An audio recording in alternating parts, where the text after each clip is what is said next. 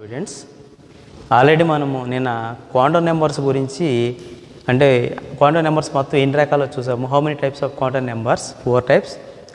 అవి వాటి గురించిన ఎంటైర్లీ ఇన్ఫర్మేషన్ అనేది ఇప్పుడు ఒకసారి చూద్దాము. చూడండి ఒకసారి ఈ క్వాంటమ్ నెంబర్స్ అనేవి మొత్తం 4 types of quantum numbers. 4 types of quantum numbers. 4 types of quantum numbers మొత్తం మనకి 4 టైప్స్ అండి. ఏంటివి అవి? ఒకటి principal quantum number. Principal quantum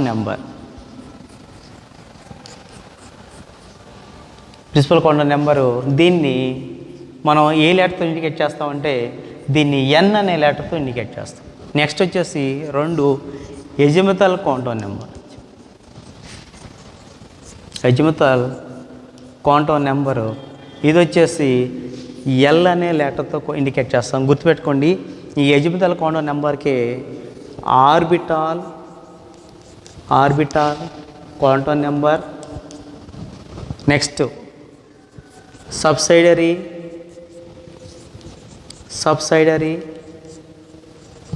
quantum number, ఇంకో name angular momentum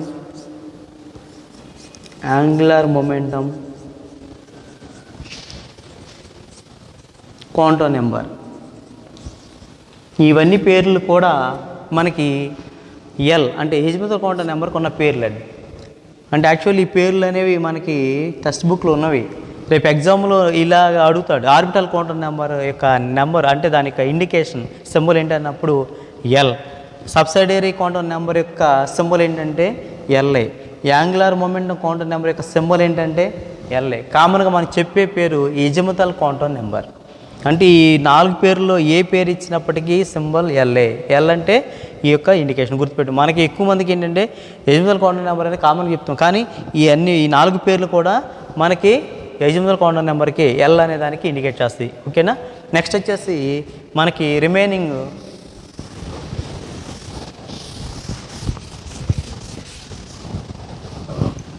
3 magnetic quantum number.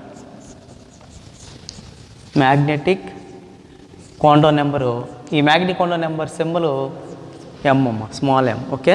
తర్వాత వచ్చేసి 4th వచ్చేసి స్పిన్ క్వాంటమ్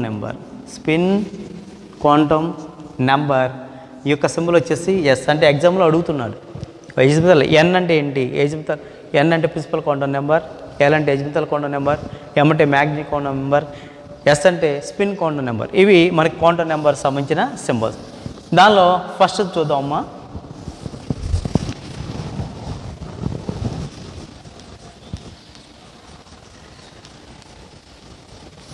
ఫస్ట్ది ప్రిన్సిపల్ క్వాంటమ్ నెంబర్.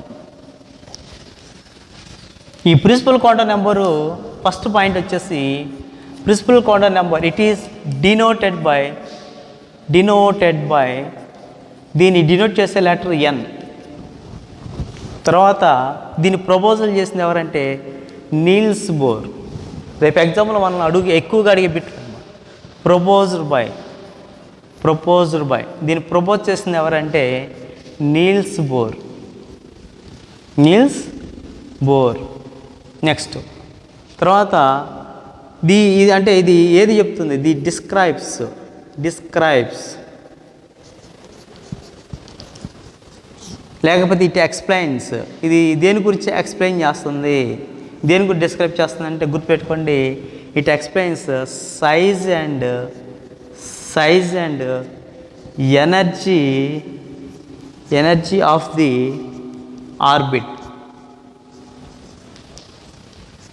ఆర్బిట్ యొక్క సైజుని మరియు ఎనర్జీని, శక్తిని మరియు పరిమాణాన్ని గురించి చెప్పిద్ది. ఓకేనా? ఏది? Principal quantum number. ఓకేనా? ఇక్కడ ఆర్బిట్ లేదా షెల్. గుర్తుపెట్టుకోండి, ఎగ్జామ్లో మన షెల్ అంటాడు, ఆర్బిట్ అంటాడు, రెండు ఒకటే. ఇంకో పేరు మెయిన్ ఎనర్జీ లెవెల్. ఇవన్నీ కూడా దీని పేర్లే. మెయిన్ ఎనర్జీ లెవెల్ ఇవన్నీ కూడా దీని పేర్లే. ఓకేనా? ఈ మూడిట్లో బిట్ అడిగే అవకాశం ఉందమ్మా. Denoted by letter n, proposed Niels Bohr described or explained significance size and energy of the orbit. కాబట్టి మనకి దీని ఒక డయాగ్రామ్ చూద్దామా ఒకసారి.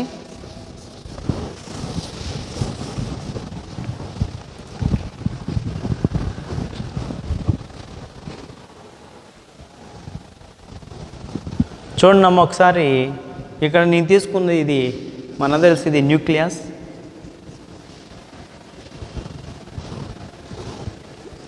ఇది n=1 first orbit, n=2 second orbit, n=3 third orbit, n=4 fourth orbit. మనకి గుర్తుపెట్టుకోండి ఈ యొక్క ఆర్బిట్స్ అనేవి చాలా చాలా ఇంపార్టెంట్ అమ్మా. దీనికి చెప్పిన ఆల్రెడీ దీనికి ఉన్న పేరు ఆర్బిట్ లేదా షెల్ లేదా main energy level. Main energy level. So ఇక్కడున్న ఆర్బిట్ లేదా షెల్ లేదా మెయిన్ ఎనర్జీ లెవెల్కి ఉన్న సింబల్ ఏంటంటే n. సో ఇక్కడ నేను n=1 2 3 4 రాసా. దీని యొక్క సింబల్లో letter first letter n=1 K, తర్వాత L, తర్వాత M, తర్వాత N.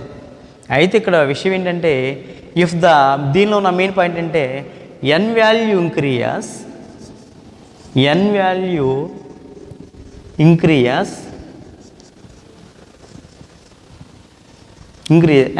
ఇంక్రీజ్ అయితే చూడండి, n వాల్యూ పెరుగుతుంది 1 2 3 4. n వాల్యూ ఇంక్రీజ్ అయితే ఆల్రెడీ చెప్పుకున్నాం. ఇది దేని గురించి చెప్పిద్దన్నాను? Size and energy.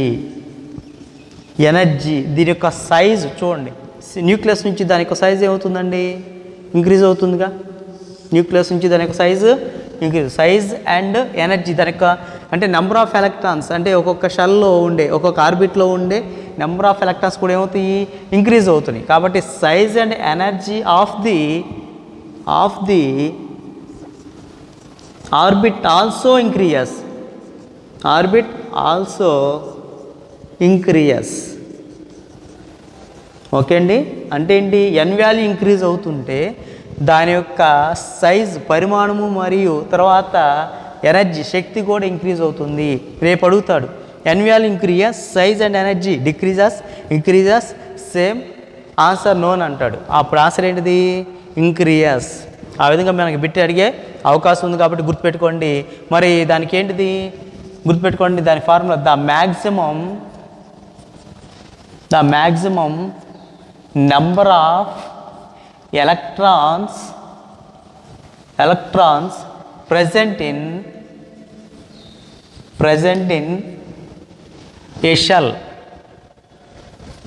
a shell is equal to 2n square. దీంట్లో మా formula the maximum number of electrons present in a shell. ఒక షెల్లో ఉండగలిగిన ఎలక్ట్రాన్ల సంఖ్య ఫార్ములా n² అయితే చూడండి, నేను ఇక్కడ n=1 పెట్టాను. అప్పుడు 2 నాకు ఫార్మ్ ఇచ్చేసి ఏంటిది? 2n² కదా.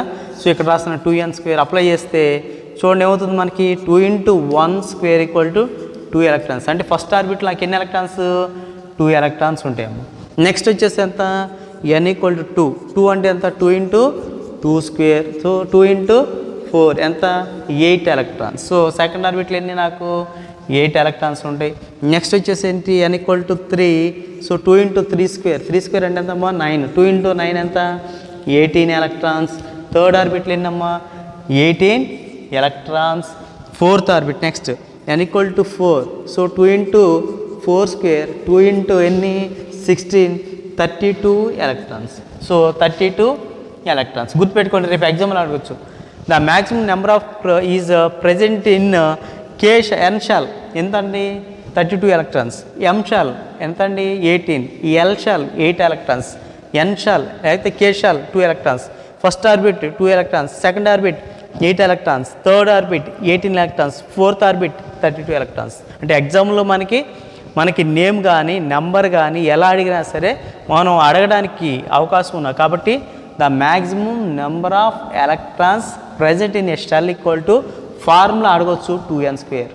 లేదనుకుంటే అప్లై చేస్తే మనకి ఫస్ట్ ఆర్బిట్లో 2 ఎలక్ట్రాన్స్, సెకండ్ ఆర్బిట్లో 8 ఎలక్ట్రాన్స్, థర్డ్ ఆర్బిట్లో 18 ఎలక్ట్రాన్స్, ఫోర్త్ ఆర్బిట్లో 32 ఎలక్ట్రాన్స్ ఉంటాయి. ఇది బ్రీఫ్గా మనకి ఇదంతా కూడా ప్రిన్సిపల్ క్వాంటం నెంబర్ గురించి మెయిన్గా మనకి చెప్పే ఈ డయాగ్రామ్ అండి, గుర్తుపెట్టుకోండి. N value increase then the size and energy of the also ఇంక్రీయస్.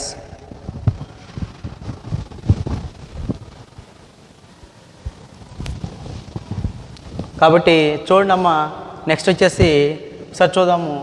n = 1, n = 2, n = 3, n = 4, k shall, l shall, m shall, n shall. So చూడండి, దీనిలో ఎలక్ట్రాన్స్ ఎన్ని? 2 electrons, 8 electrons, 18 electrons, next 32 electrons. So the maximum number of present in n shell 32, m shell 18, l shell 8, k shell 2 electrons. ఈ విధంగా మనకి ఎగ్జామ్లో entirely diagram మీద మనకి బిట్లు ఆడడానికి ఎక్కువ అవకాశాలు ఉన్నాయి. చూడండి,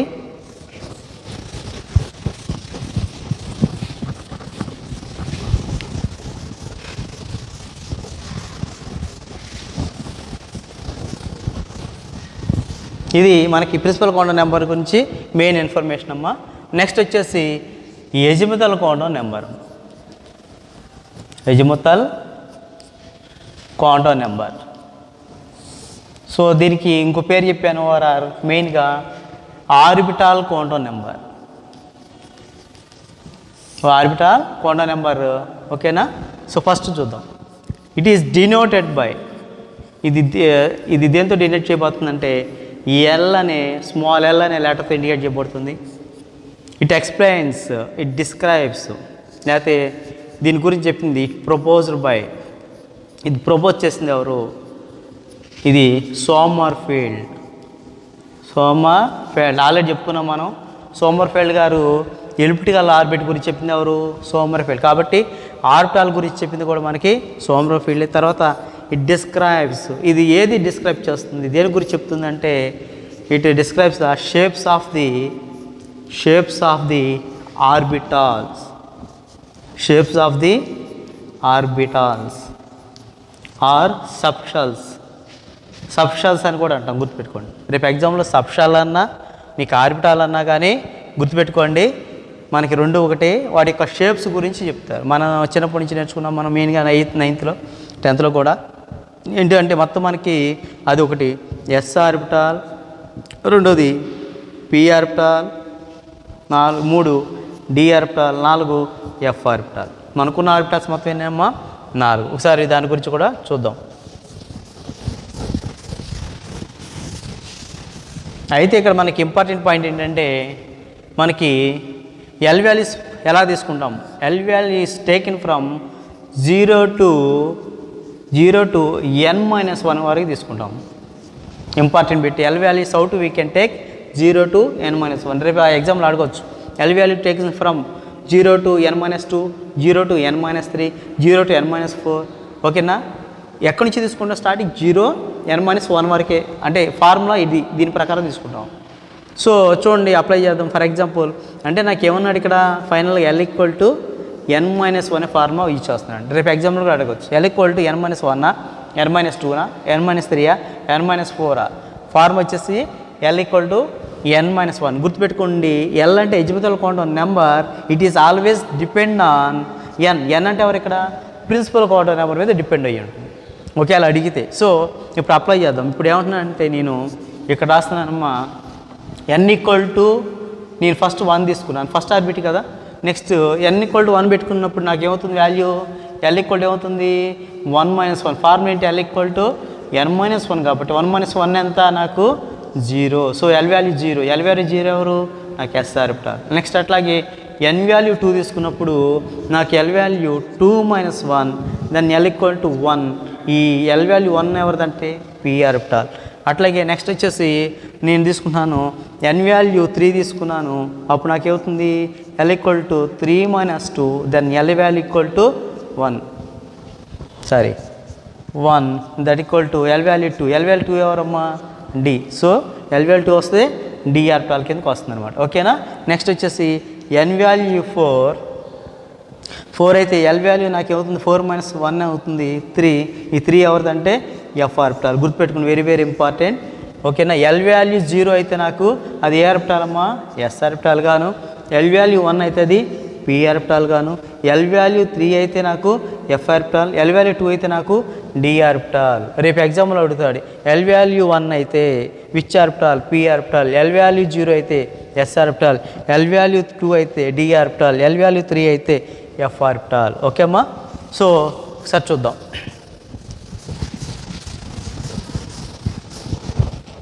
సో ఇప్పుడు నాకు చూడండి ఎల్ వాల్యూ 0 అయింది, అది ఆర్బిటాల్, మనకి ఆర్బిటాల్ వచ్చేసి నాకు ఎస్ ఆర్బిటాల్, ఎల్ వాల్యూ 1 అయితే పీ ఆర్బిటాల్, ఎల్ వాల్యూ 2 అయితే డి ఆర్బిటాల్, ఎల్ వాల్యూ 3 అయితే నాకు ఎఫ్ ఆర్బిటాల్.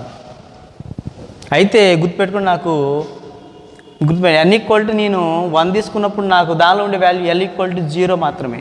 అట్లా కాకుండా నేను ఎన్ ఈక్వల్ టు 2 తీసుకుంటే నాకు ఎల్ వాల్యూ 0 ఉంటుంది, ఎల్ వాల్యూ 1 కూడా ఉంటుందమ్మ. అంటే నాకు ఎల్ వాల్యూ పీ అంటే ఏంటి, ఎస్ ఆర్బిటాల్ ఉంటుంది, ఇక్కడ ఎస్ ఉంటుంది, పీ ఆర్బిటాల్ కూడా ఉంటుంది, ఎస్ పీ 2. అట్లాగే ఎన్ వాల్యూ 3 థర్డ్ ఆర్బిట్ అయితే నాకు ఎల్ వాల్యూ 0 ఉంటుంది, ఎల్ వాల్యూ 1, ఎల్ వాల్యూ 2, అంటే నాకు yes orbital, P orbital, D orbital 3 ఉంటాయి. అట్లా ఫైనల్గా నాకు ఎన్ వాల్యూ 4 తీసుకున్నా, 4 అయితే ఏమవుతుంది నాకు L value 0, L value 1, L value 2, L value 3 already చూసాం ఇందాక. సో ఎల్ వాల్యూ 3 నాకు ఏమవుతుంది అప్పుడు ఎఫ్ ఆర్బిటాల్ దాకా వెళ్తుంది, అంటే s value, s orbital, P orbital, D orbital, F orbital. అంటే నాకు ఎల్ వాల్యూ 3 అంటే ఏంటిది, ఫోర్త్ షెల్లో ఉండే నాకు ఎల్ వాల్యూ ఎంత మ్యాక్సిమం 3.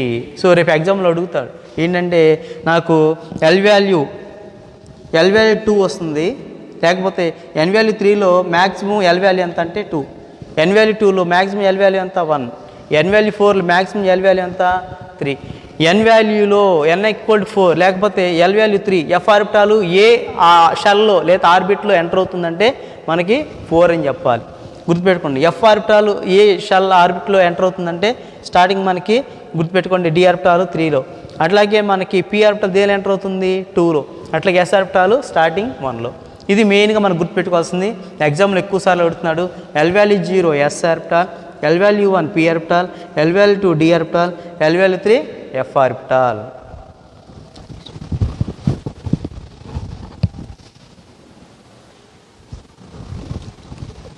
నెక్స్ట్ చూడండి అమ్మ, నేను ఆల్రెడీ మనం రాసుకున్నాము, ఎందుకంటే మనకి అన్ని క్వాంటమ్ నెంబర్స్ కూడా మనకి ఈ యొక్క డయాగ్రామ్లో మనం రాయగలం. మనం 3 n ఈక్వల్ టు 4 ఆల్రెడీ చెప్పుకున్నాం, ఇది కే షాల్, ఎల్ షాల్, ఎం షాల్, ఎన్ షాల్. అయితే నేను ఆల్రెడీ చెప్పాను n ఈక్వల్ టు 1 అయితే కే షాల్ అయితే దానిలో ఎంటర్ అయ్యే ఎల్ వాల్యూ 0, అంటే ఎల్ వాల్యూ 0 ఎవరు ఇక్కడ ఎస్ ఆర్బిటాల్, కాబట్టి నాకు ఇక్కడ ఏమొస్తుంది, నాకు ఎస్ ఆర్బిటాల్ వస్తుంది.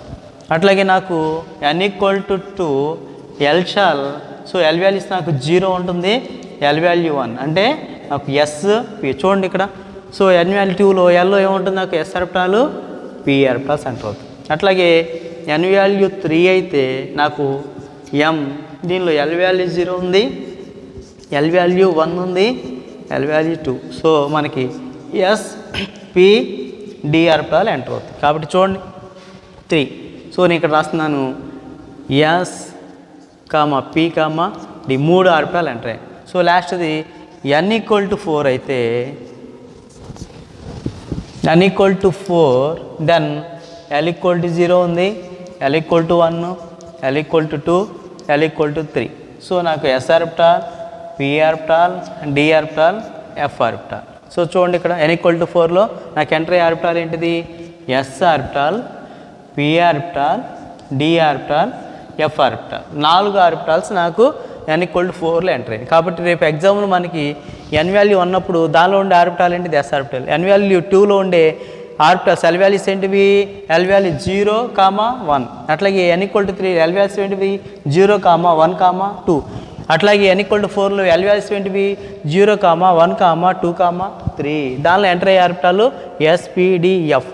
ఓకేనా. సో n ఈక్వల్ టు 4లో ఉండే ఆర్బిటాల్స్ ఏంటివి ఎస్పీడిఎఫ్, n ఈక్వల్ టు 3లో ఉండే ఆర్బిటాల్స్ ఎస్పీడి, 2లో ఉండే ఆర్బిటాల్స్ నాకు ఎస్పీ, n ఈక్వల్ టు 1లో ఉండే ఆర్బిటాల్స్ ఏంటిది ఎస్ ఆర్బిటాల్. కాబట్టి ఎలక్ట్రాన్స్ ప్రకారం వెళ్తే ఎస్లో 2 ఎలక్ట్రాన్స్, ఎస్పీలో 8 ఎలక్ట్రాన్స్, అది ఎస్పీడీలో 2 + 8 6 + 10 18 ఎలక్ట్రాన్స్, దీనిలో 2 + 6 + 10 + 14 టోటల్లీ 32 ఎలక్ట్రాన్స్ అండి. అంటే మనకి ఆర్బిటాల్స్ ప్రకారం వెళ్ళినా సరే మనకి ఏమవుతుంది ఎలక్ట్రాన్స్ అరేంజ్మెంట్ అనేది ఇందాక చూసినట్టుగా the maximum number of electrons present in orbit వచ్చేసి ఏమైంది మనకి 2n² అయింది. ఇంకమ్మా ఏమైంది ఫార్ములా 2n². కాబట్టి మనకి ఇవేంటిది ఆర్బిట్స్, ఇవేంటివి ఆర్బిట్స్ యొక్క నేమ్స్, ఇవేంటివి ఆర్బిటాల్స్.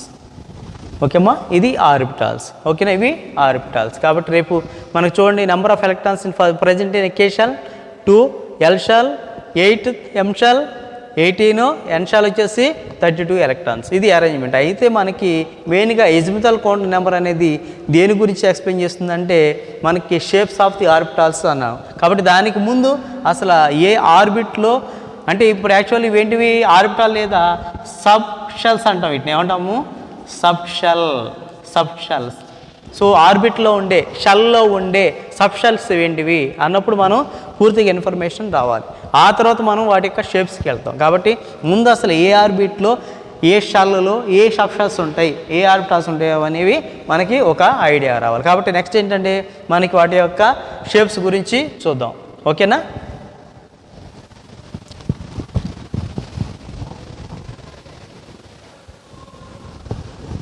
చూడమ్మా. నెక్స్ట్ వచ్చేసి so L value 0, S orbital, shape వచ్చేసి స్పెరికల్. తెలుగులో దీన్ని సర్పిలాకారము, సంవృత ఆకారము అంటామండి. సర్పిలాకారము. n = 1. సో ఇదేంటిది పి ఆర్బిటాల్. Dumbbell shape. తర్వాత వచ్చేసి ఎల్ వాల్యూ 2, దీన్ని డి, డబుల్ డంబెల్.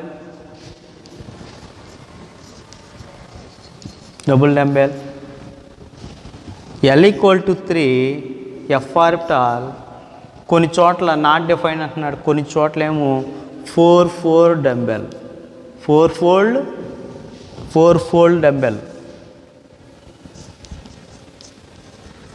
4 ఫోల్డ్ డంబెల్గా చెప్తున్నారు. So 4 dumbbell. యాక్చువల్లీ మనకి ఎగ్జామినేషన్ పాయింట్లో కూడా మనకి స్ట్రక్చర్స్ వచ్చేసి మనకి spherical, dumbbell, double dumbbell shapes వరకే తెలుసు. మనకి 4 డంబెల్ అనేది డ్రా చేయబడాలి, అంటే దాన్ని గీయబడలేదు. సో మనకి 3 వరకే తెలుసు. గుర్తుపెట్టుకుని ఎల్ వాల్యూ 0 అయితే ఎస్ ఆర్బిటాల్ స్పెరికల్ షేప్. ఇప్పుడు డైరెక్ట్గా బిట్లో అడుగుతారంటే ఎల్ వాల్యూ 0 అయితే దానికి షేప్ ఏంటి స్పెరికల్, ఎల్ వాల్యూ 1 అయితే షేప్ ఏంటి డంబెల్, ఎల్ వాల్యూ 2 అయితే డబుల్ డంబెల్, ఎల్ వాల్యూ 3 అయితే 4 డంబెల్. అంటే నేను డైరెక్ట్గా ఎస్పీడీ అనకుండా ఈ విధంగా అడిగినప్పుడు మేము ఈ విధంగా రాయగలగాలి, గుర్తుపెట్టుకోండి. కాబట్టి ఈ యొక్క షేప్స్ గురించి మనకి సర్కిల్ ఆకారంలో ఉంటుంది. షేప్స్ గురించి అయితే షేప్స్ అడగడు, కానీ షేప్స్లో ఆ యొక్క యాక్సెస్ అనేవి ఎక్కడ ఉంటాయి అనేది ఇంపార్టెంట్. ఒకసారి అది చూద్దామమ్మా. మనకి పి ఆర్బిటాల్ తీసుకుంటే ఫర్ ఎగ్జాంపుల్ నేను పి ఆర్బిటాల్ 3 తీసుకున్నాను. ఇది X axis, Y axis, X Y axis, ఇక్కడ నాకు ఎక్స్ వై అనుకున్నాను, ఇది జెడ్ యాక్సెస్ అనుకున్నాను. మనకి 3 యాక్సెస్ ఉంటాయి.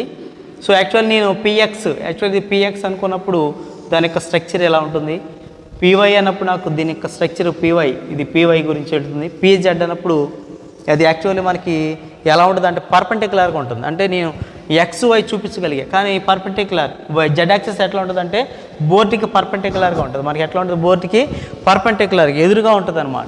అది మనం చూపించిన డ్రా చేయలేంగా, కాబట్టి జెడ్ యాక్సెస్ అనేది ఎదురుగా ఉంటుంది.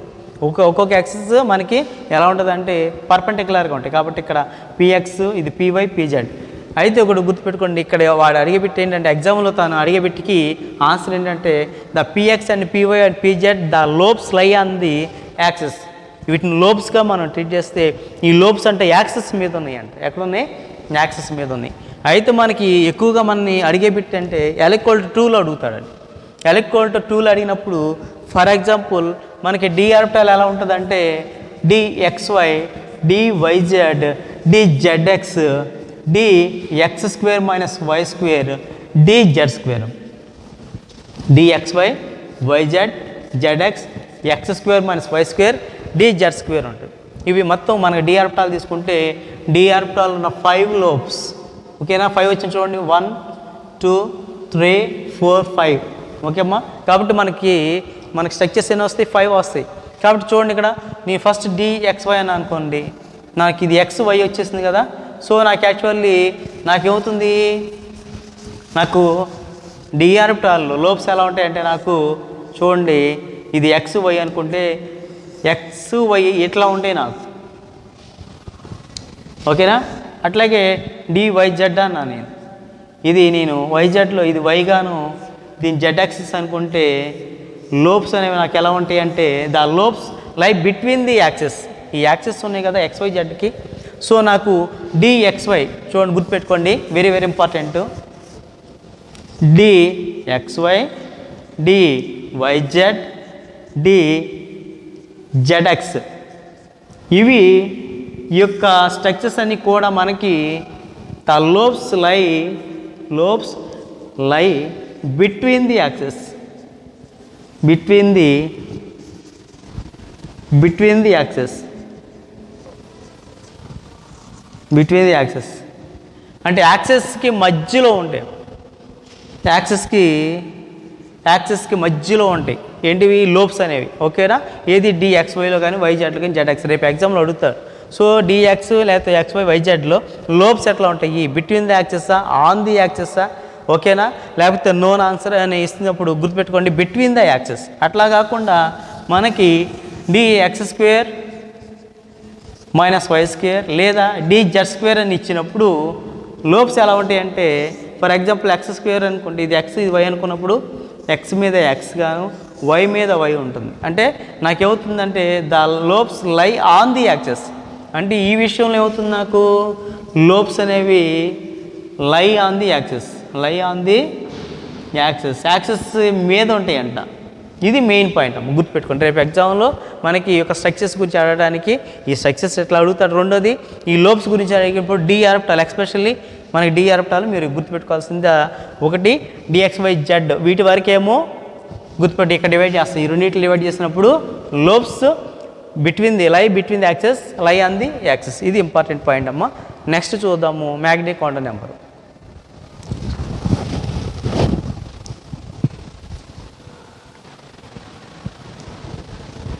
సో నెక్స్ట్ వచ్చేసి మ్యాగ్నెటిక్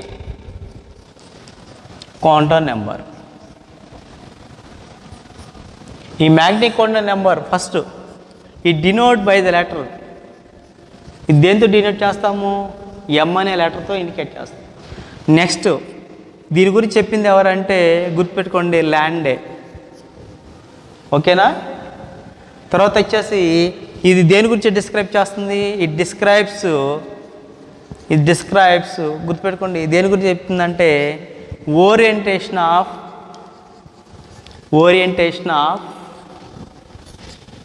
ఆర్బిటాల్స్. ఆర్బిటాల్స్ ఎలా ఎలా తిరుగుతాయి అనే దాని గురించి ఎక్స్ప్లెయిన్ చేస్తుంది. ఇది మనకు మెయిన్ పాయింట్. దీని యొక్క వాల్యూస్ యాక్చువల్ మనకి ఇది డిపెండ్ అయ్యే వాల్యూ M = 2l+1 అంటే ఏంటి గుర్తుపెట్టుకోండి. మ్యాగ్నెటిక్ క్వాంటం నెంబర్ ఎప్పుడు కూడా దేని మీద డిపెండ్ అవుతుందంటే L అంటే ఎవరు అక్కడ ఎజిముతల్ క్వాంటం నెంబర్ మీద డిపెండ్ అవుతుంది. రేపు అడుగుతాడు L always depends on which value.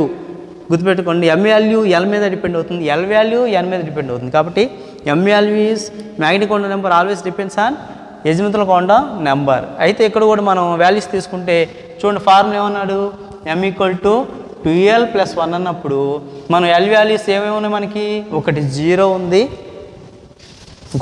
ఉంది, రెండోది 1 2 3. అంటే మనకి ఇవన్నీ కూడా azimuthal quantum numbers. L value 0 1 2 3 నేను అప్లై చేస్తే నాకు M వాల్యూ ఎంత అవుతుంది, 2 × 0 + 1 M వాల్యూ ఎంత అంటే నాకు 1. అట్లాగే M = 2 × 1 + 1 ఎంత L వాల్యూ అంటే నాకు M వాల్యూ 3. అట్లాగే M = 2 × 2 + 1 = 5. అట్లాగే M వాల్యూ 2 × 3 + 1 7. గుర్తుపెట్టుకోండి L వాల్యూ 0 అయినప్పుడు దానికి ఎమ్ వాల్యూ ఎంత, ఎమ్ వాల్యూ 1. ఎల్ వాల్యూ 0 అయినప్పుడు 1 అయినప్పుడు ఎమ్ వాల్యూ ఎంత అండి 3. ఎల్ వాల్యూ 2 అయినప్పుడు ఎమ్ వాల్యూ ఎంత 5. అట్లాగే ఎమ్ వాల్యూ 3 అయినప్పుడు దానికి ఎమ్ వాల్యూ ఎంత 7. దానికి ఎలా వచ్చిందో కూడా మనం డైరెక్ట్గా ఫార్ములా రాసాం. గుర్తుపెట్టుకోండి, ఫార్ములా కూడా మనకి ఇంపార్టెంటే. సో ఎమ్ ఈక్వల్ ఏమవుతుంది, రేపు అడగవచ్చు ఎగ్జామ్ 2l+1 2l-1 ఓకేనా, లేకపోతే l+1 అలా అడిగినప్పుడు ఆన్సర్ ఏంటిది 2l+1. కాబట్టి ఎల్ వాల్యూ 0 అయితే ఎమ్ వాల్యూ 1 గాను, ఎల్ వాల్యూ 1 అయితే ఎమ్ వాల్యూ ఎంత ఉంది 3 గాను, ఎమ్ వాల్యూ 2 అయితే ఎమ్ వాల్యూ ఎంత అండి 4 గాను 5 గాను, లాస్ట్ వచ్చేసి ఎమ్ వాల్యూ 3 అయితే 7 గాను తీసుకుంటాం. సో ఆ వాల్యూస్ ఎలా ఉంటుంది అంటే గుర్తుపెట్టుకోండి, నేను షోన్ చేస్తున్నాను 0. అట్లాగే నాకు తీసుకుంటే ఇక్కడ 0 -1 +1 గాను, ఇక్కడ తీసుకుంటే నాకు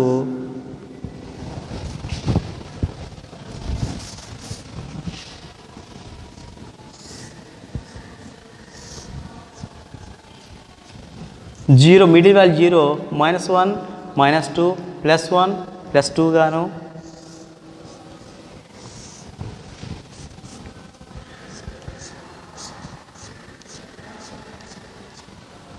చూడండి 0 -1 -2 -3 +1 +2 +3.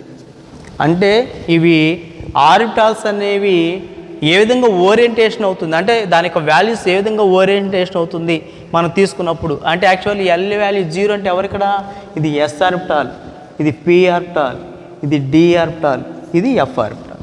అంటే ఎస్ ఆర్బిటాల్ యొక్క orientation, P orbital orientation, D orbital orientation, F orbital యొక్క ఓరియంటేషన్స్ అనేవి ఈ విధంగా ఉంటాయి మనకి. ఓకే అండి, ఇది ఇంపార్టెంట్ పాయింట్, ఒకసారి చూడండి.